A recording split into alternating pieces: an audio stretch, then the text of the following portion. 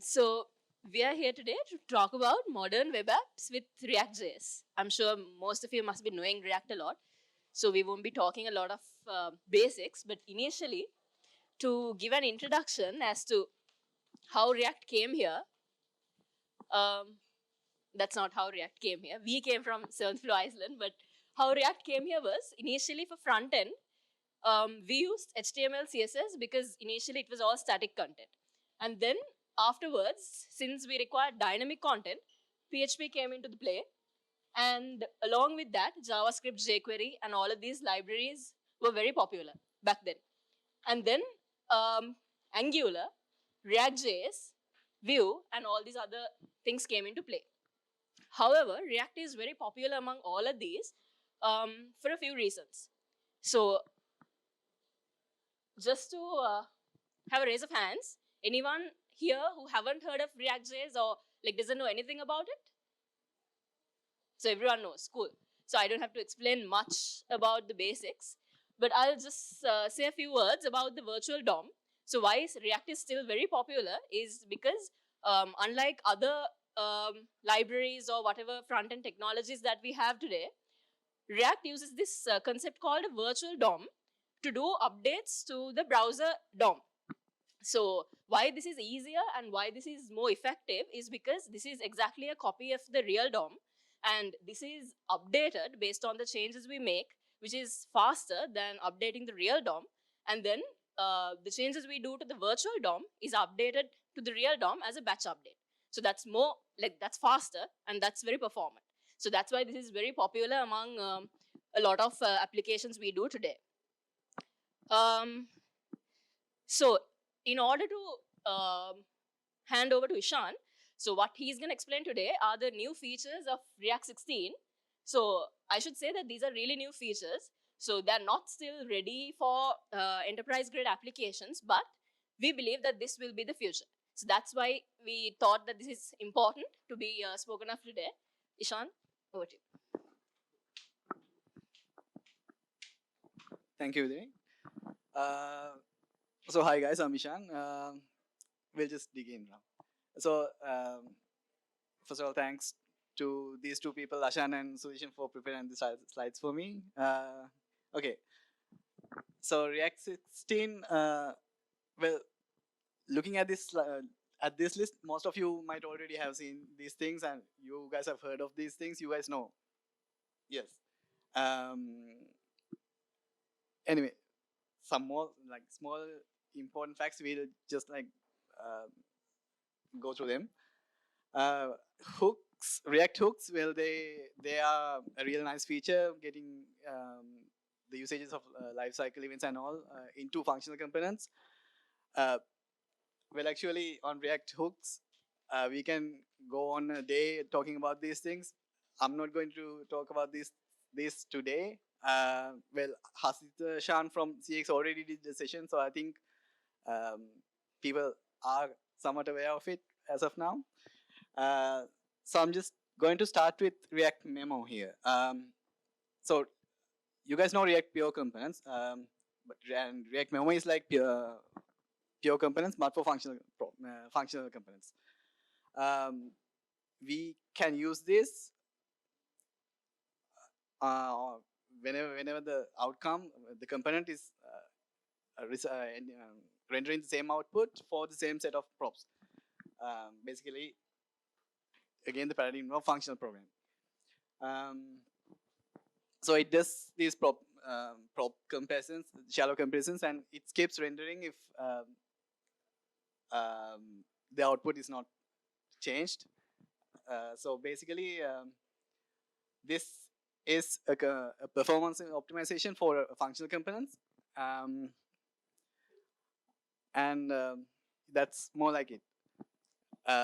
We'll dig into some code so that it might be a little clearer.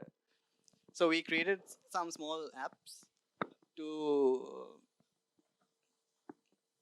just to go through these things. So what React Memo does, so these two are like two simple components, again, functional components. I'll just show them now. So when you click on this, it just increases this count, right? But like if you actually check the DOM, I'm going to sit down here. If you actually check the DOM, you can see when I click this, only that part is not visible here. I'm just going to go to this. Yeah. So only this part is rendered. You see this P, the para tag is blinking. When you click on it, only that particular DOM node is being changed. But the catch here is, even if this part is being changed, each and every time we click on it, you can see this log is actually it's placed on the render component on the render function of this particular component. This is without using React memo, and this is with memo.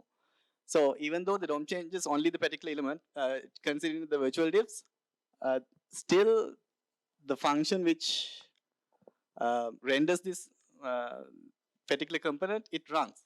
So that's an expensive function call. I don't have the code now, but it's fine. So basically what I'm saying is,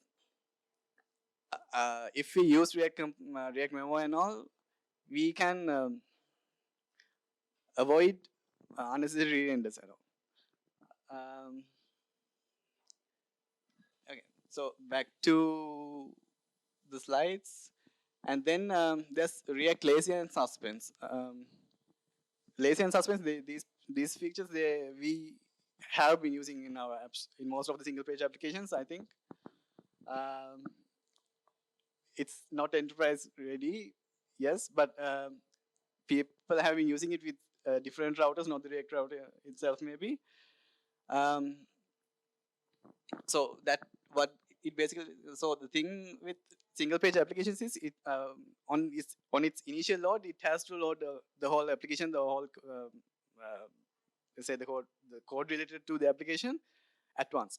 What lazy loading does is when we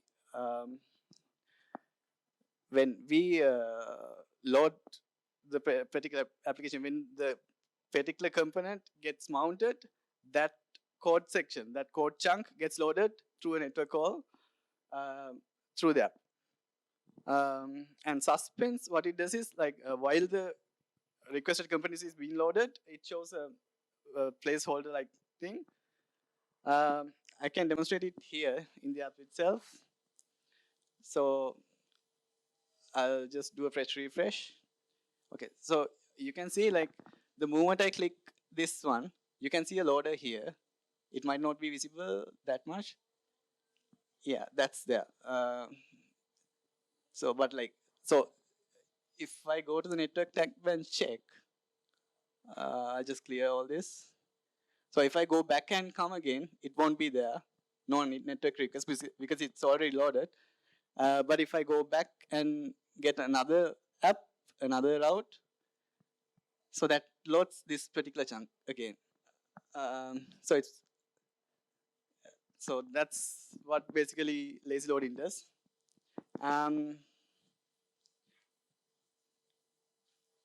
So the advantages of lazy loading, we can reduce the size of the bundle. It helps you with code splitting and all. When we load an app, the responsiveness of the app is somewhat important. Not somewhat, it's a crucial thing. Usually, most of the critical apps, they have to load within 3 seconds. So if the code base is huge and all, the first impression of the user who's coming to the site might not be better if it takes some longer time to load and all. So using this React lazy and suspense, what we can do is like just load which is necessary for the user to see, and then load the rest then and there when the components load.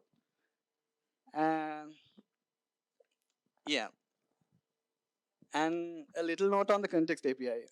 So like we said, these things are these things were there, but they were not enterprise ready as yet.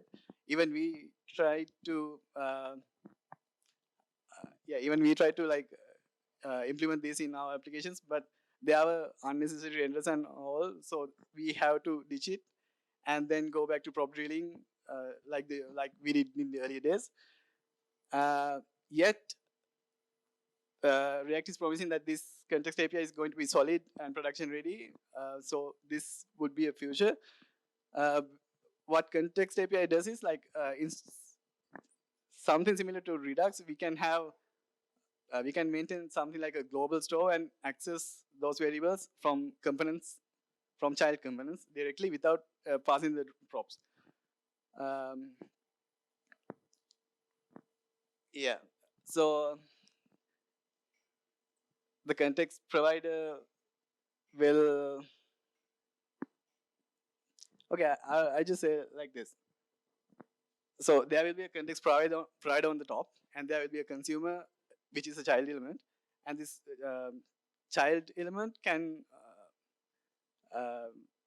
be like multiple levels nested, and instead of accessing the props which are passed from the parent element, because of context API, we can just directly access that global variable itself. This one. So just showing this thing would not be enough, I know, but this app is actually using context API to pass these props down. So again, on the context API, I might need the code to demonstrate these things out.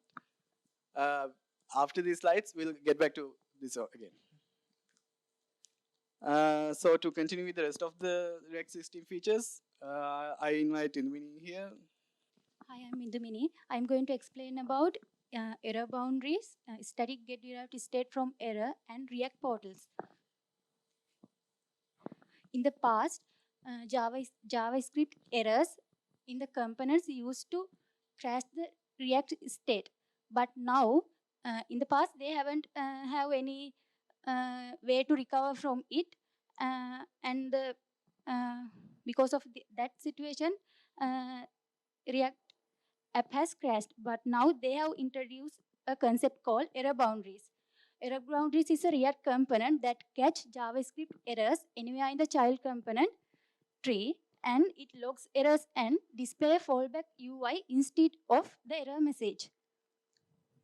And also, error boundaries are catch errors while rendering and and in the constructors below the tree. And also, but error boundaries don't catch errors in the server side rendering and event handlers, and errors within the error boundary component. It means if an error occurred within the error boundary component while rendering the error message, it propagate to the closest error boundary above it. And also, error class, a class component can become an error boundary if it has defined either or both of static get derived state from error and component did catch. In this get derived state from error function used to render fallback UI after the error has occurred, and component did catch function used to log the error. Previously, when error is occurred, this is what we can see, but now we can customize it as like our UI. Like this, I will show you an example. I'm going to click the button until the counter reaches 5. Then I have implemented here when counter reaches 5, error is going to throw.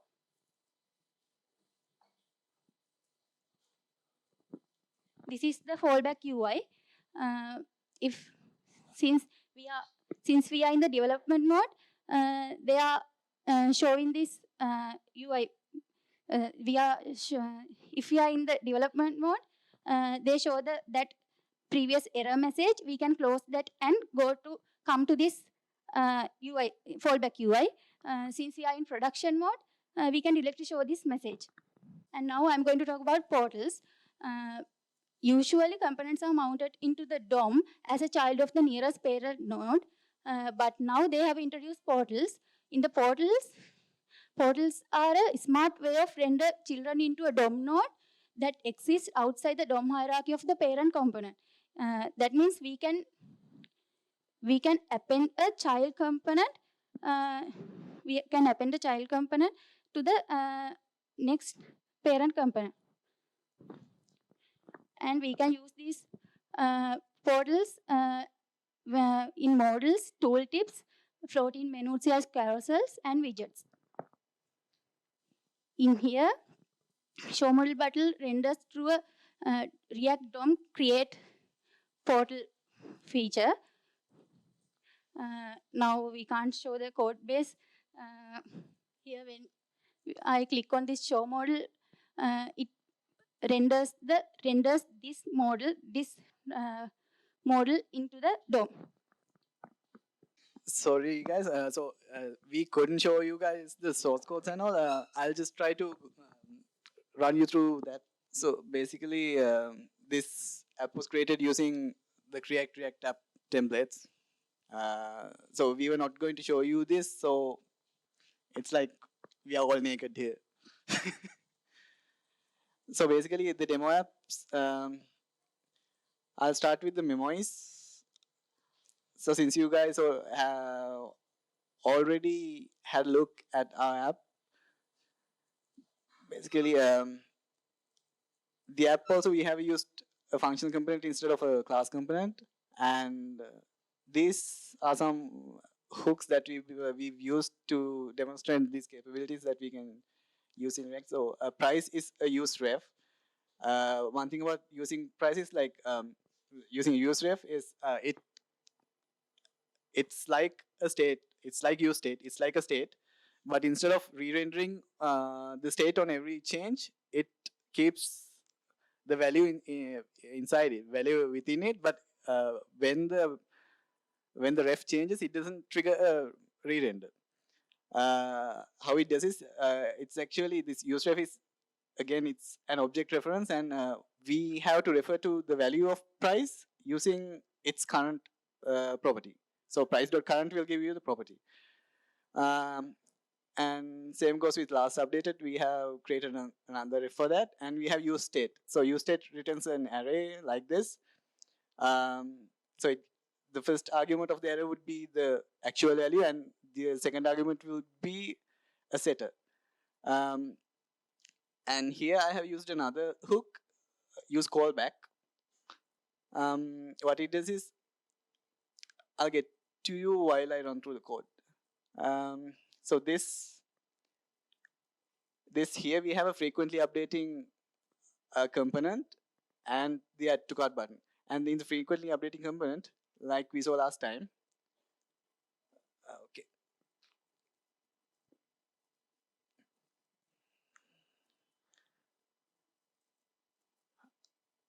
So here,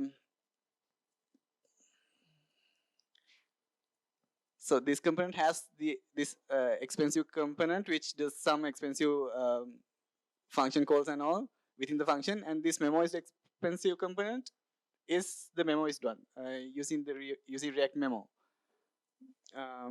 So when we actually do one render, a single render, when we change these props, what should actually happen is only this node should change, and these things doesn't. But if we don't use memo properly, what happens is the functions inside this. Let me get to that expensive component. So this whole thing triggers again and again. So this has some function calls again, formatting and everything. This does not need to be, this function call doesn't has to be there because this has been already computed, and it does not, it doesn't have any output difference with the output. So like Viduni talked, what React does is like it compares the two virtual DOM states, the previous one and the current one, and only updates the batch updates. So since this does not do any different to the output DOM, this function trigger becomes useless. So it's to avoid these kind of things that we use React memos and all. And a few things to note from this is, so if so on click, what I've actually done is, this is the function that I'm going to run. Set number of cells should be number of cells plus 1.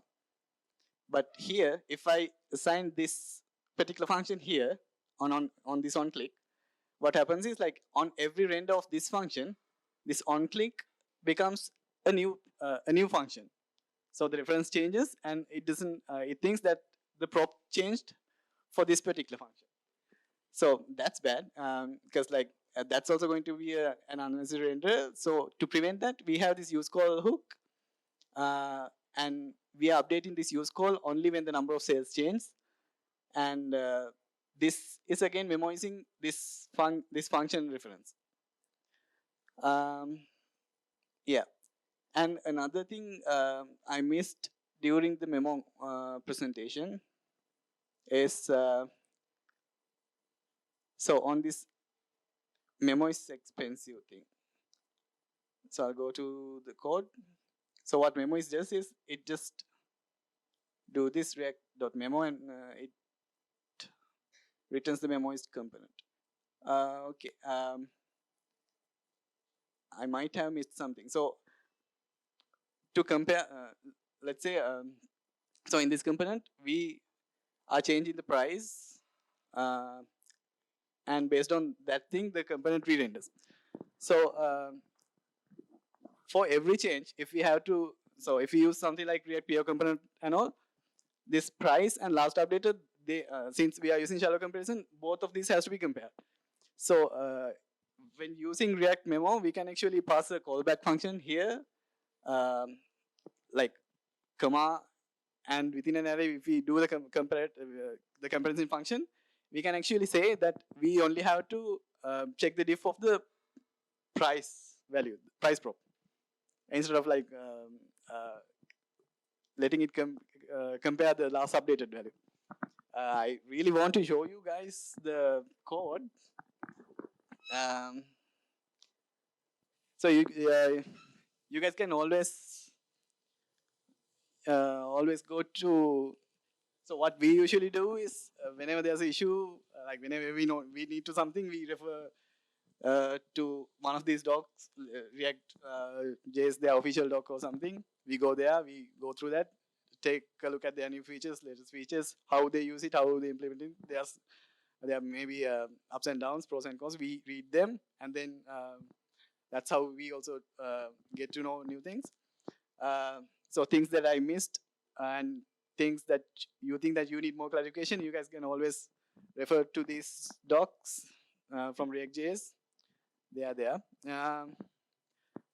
I think we cached up everything, right? I assume it's okay. So thanks, guys. Have a great day. See you next time.